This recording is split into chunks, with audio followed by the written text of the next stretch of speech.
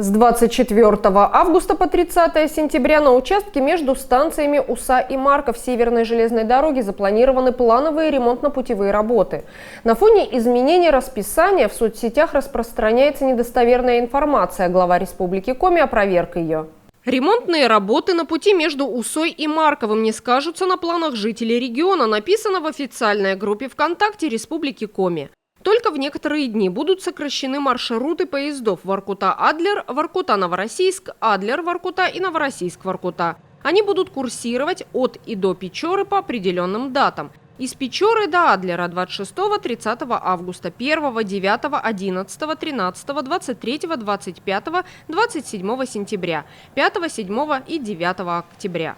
До Новороссийска 21, 23 августа, 4, 6, 16, 18, 20, 30 сентября и 2 октября. Из Адлера до Печоры 22, 26, 28 августа, 5, 7, 9, 19, 21, 23 сентября, 1, 3, 5 октября. Из Новороссийска до Печоры 17, 19, 31 августа, 2, 12, 14, 16, 26 и 28 сентября. В остальные дни, когда не будут проводиться технологические работы, поезда следуют от и до Воркуты. По обычному маршруту продолжат курсировать поезда Москва-Воркута, Санкт-Петербург, Воркута, Воркута-Нижний Новгород и Москва-Воркута.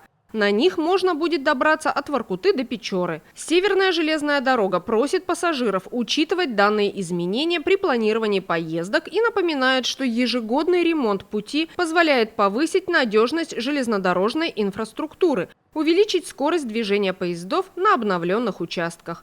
Подробную информацию можно узнать на официальном сайте РЖД и в Центре поддержки клиентов РЖД по телефону 8 800 775 400.